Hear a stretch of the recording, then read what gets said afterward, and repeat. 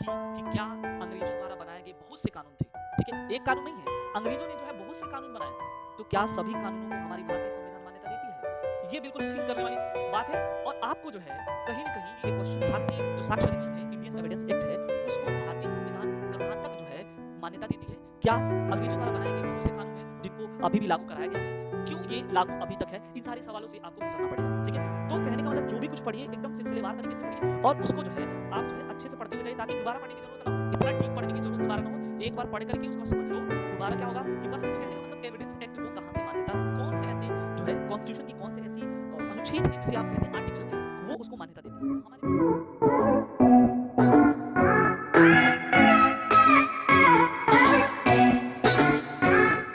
Hello everyone, this is Manish. Welcome back to our YouTube channel Corpus juris.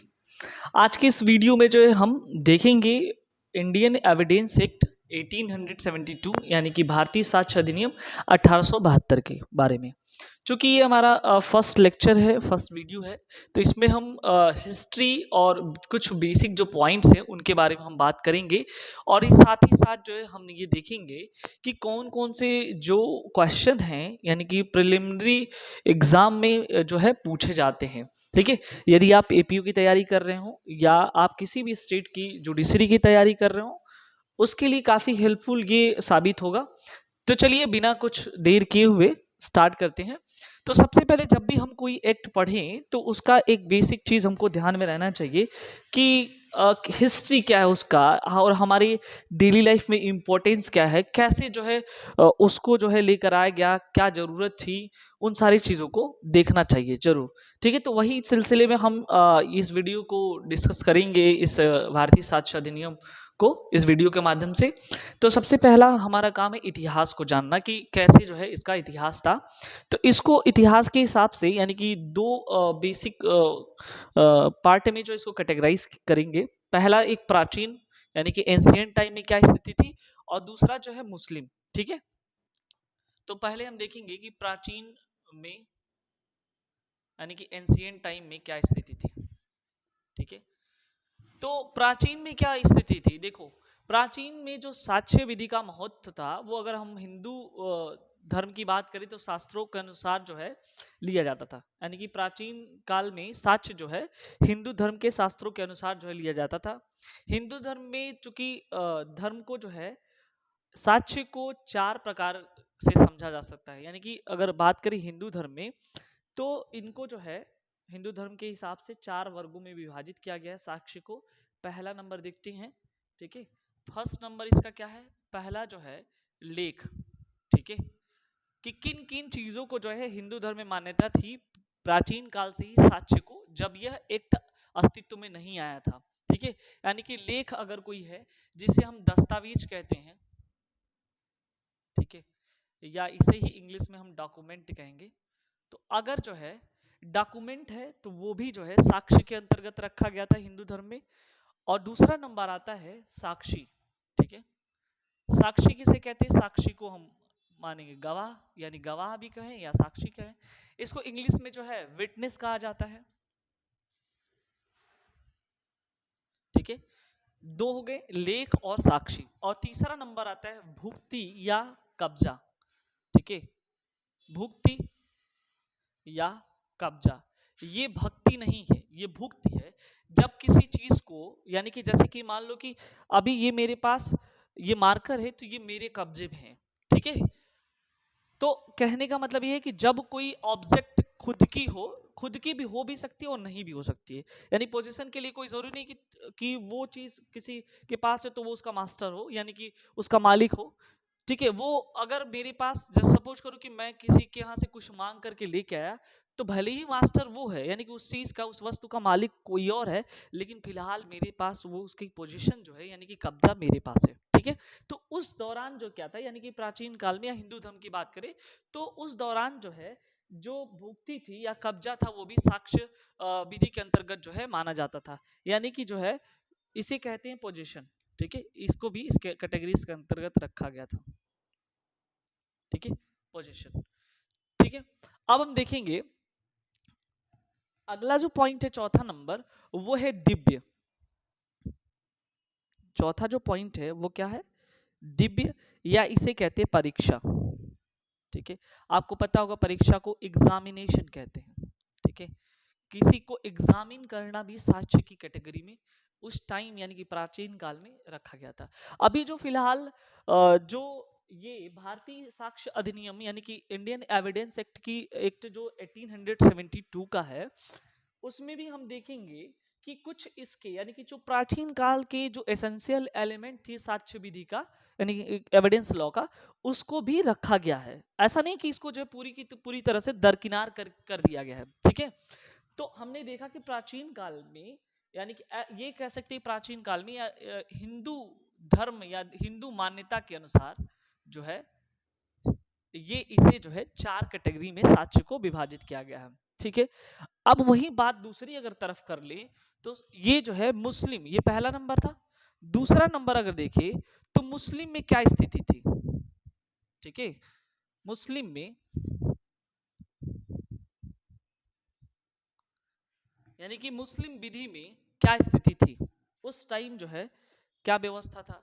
तो देखो मुस्लिम विधि के या मुस्लिम ग्रंथ या मुस्लिम कुरान जो भी कह ले, उनकी जो पवित्र ग्रंथ है उसके हिसाब से इसको सामान्यतः दो भागों में कैटेगराइज किया गया था, दो भागों में बांटा गया था। यानी कि एविडेंस एक्ट को मुस्लिम लॉ के हिसाब से या मुस्लिम लोगों के हिसाब से या मुस्लिम मान्यताओं के हिसाब से कैटेगराइज किया गया था दो पार्ट्स में। कौन कौन से थे? पहला तो एक डॉक्यूमेंट्री था जो इसमें कॉमन था, यानी कि पहला नंबर था दस्तावेजी, यानी ये दोनों में था। ठीक है, डॉक्यूमेंट्री इसमें भी था। ठीक है, डॉक्यूमेंट्री या दस्तावेजी। और दूसरा नंबर था मौखिक, यानी कि मौखिक यहां लिख सकते हैं ऑरल एविडेंस। ठीक है, यानी कि अगर कोई बात जो है सुनी सुनाई बात जिसे कहते हैं कि अगर कुछ हो रहा है या किसी के वहां कोई घटना हुई है और वो बंदा आ करके वो अपनी बात जो देखा हुआ है आंखों देखा हाल अगर बता देता है, तो कहने का मतलब उस दौरान जो है साक्ष्य की कैटेगरीज में उसको रखा जाता था। ठीक है, आई थिंक ये चीज समझ में आया। अब देखो यहाँ पे मुस्लिम में केवल दो ही वर्गों में विभाजित किया गया, डॉक्यूमेंट और ये आपका मौखिक जिसे ओरल साक्ष्य कहते हैं। ठीक है, अब देखो मौखिक को दो कैटेगरीज में बांटा गया है, मौखिक को भी दो हिस्सों में बांट दिया गया। पहला नंबर जो था इसमें मौखिक में उसे कहते हैं हम डायरेक्ट एविडेंस, यानी ओरल में भी डायरेक्ट एविडेंस था। ठीक है, यानी कि इसे कहते हैं प्रत्यक्ष प्रत्यक्ष साक्ष्य या डायरेक्ट एविडेंस। ठीक है, प्रत्यक्ष साक्ष्य या डायरेक्ट एविडेंस।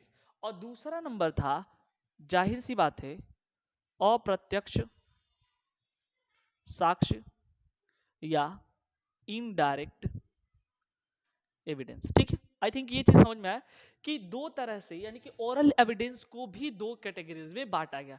देखो इसमें मुस्लिम विधि में क्या था कि जो इनडायरेक्ट साक्ष्य थे उसको ही कहते हैं हियर से एविडेंस।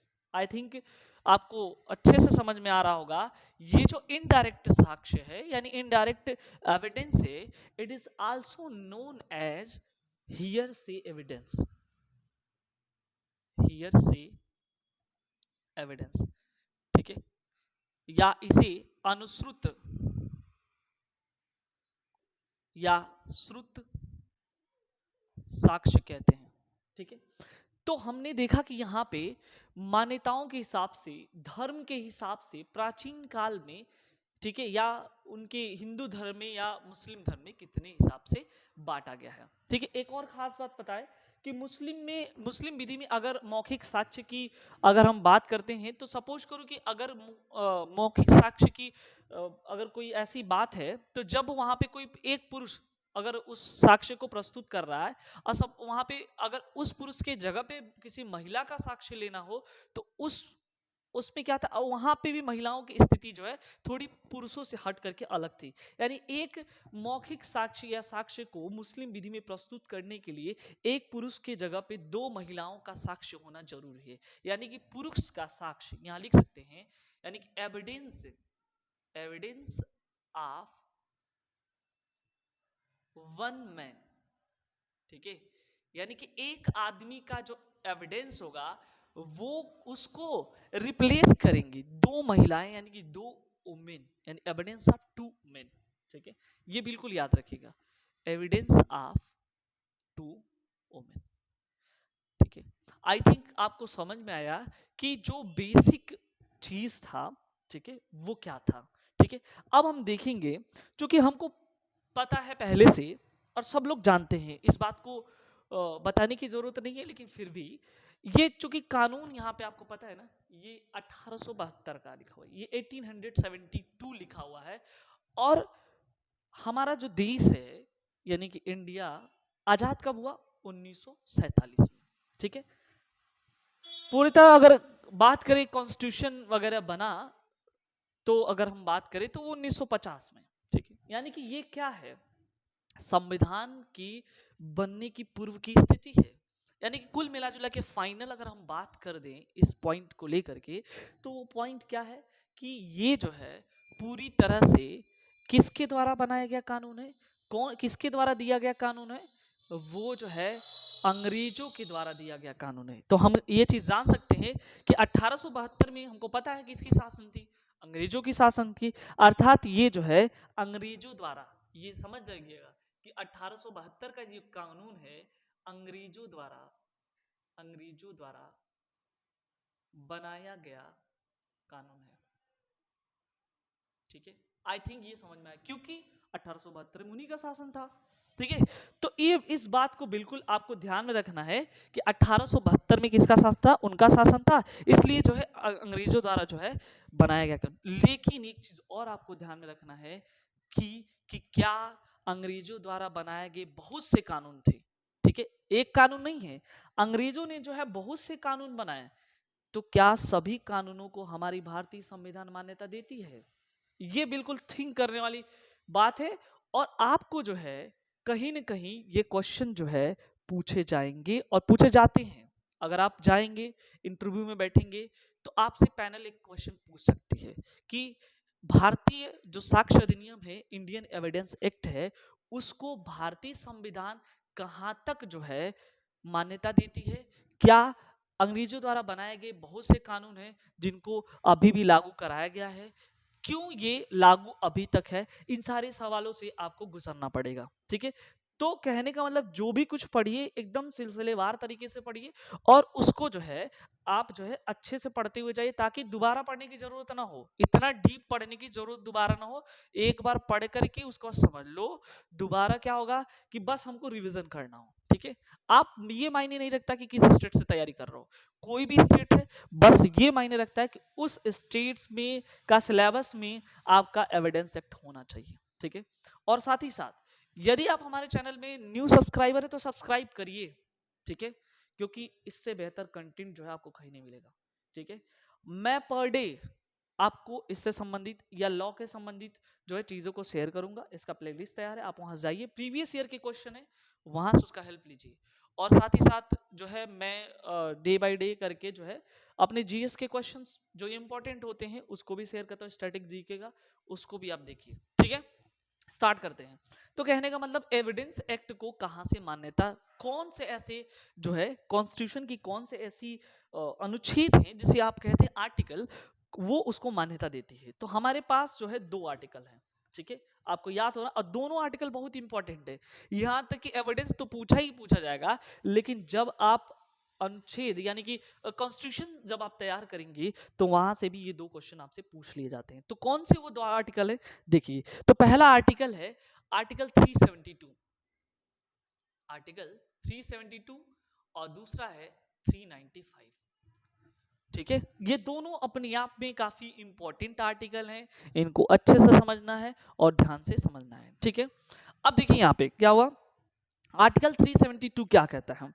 आर्टिकल 372 कहता है कि जब तक हमारे संविधान सभा द्वारा, ठीक है, यानी कि कॉन्स्टिट्यूएंट असेंबली द्वारा या किसी सक्षम प्राधिकारी के द्वारा, ठीक है, जब तक संविधान सभा द्वारा या किसी सक्षम प्राधिकारी के द्वारा कि किसी कानून को निरसित या रिपील्ड न कर दिया गया हो, तब तक वो लागू होंगे, ठीक है, यानी कि ऐसे बहुत सारे कानून हैं, ठीक है, या हमारे खुद के जो कानून हैं इंडियन का लॉ, तो उसमें ये कहा गया कि आर्टिकल 372 यही कहता है मात्र कि ऐसे सारे कानून लागू रहेंगे, ठीक है, लेकिन अगर संविधान सभा या किसी सक्षम प्राधिकारी के द्वारा उसे निरसित या रिपील्ड न कर दिया गया हो। आगे मैं ये भी डिस्कस करूंगा कि रिपील्ड क्लॉजेस कहाँ हैं और किस तरह से हैं, ठीक है, ये बताता है। और अभी वो 372 में मात्र इतना लिखा हुआ है, लेकिन जो 395 है ये बताता है रिपील्ड क्लॉज को। मैंने बता दिया कि अभी कहाँ वो किस क्लास में रिपील्ड होंगे, तो वो 372 बताता है कि सक्षम प्राधिकारी चाहे या किसी संविधान सभा वो चाहे तो उसको रिपील कर सकती है, ठीक है। यानी कि क्या एक क्वेश्चन ये बनता है कि क्या जो है राष्ट्रपति किसी कानून को रिपील कर सकता है, ठीक है, बिल्कुल कर सकता है। राष्ट्रपति चाहे तो किसी भी कानून को निरसित रिपील कर सकता है आर्टिकल 395 में। एटलीस्ट स्टेट की बात करूं, स्टेट की बात करूं तो वो भी क्या करेगा, रिपील कर सकता है, ठीक है। तो ये चीजें आपको बिल्कुल जो है यहाँ पे समझनी होगी।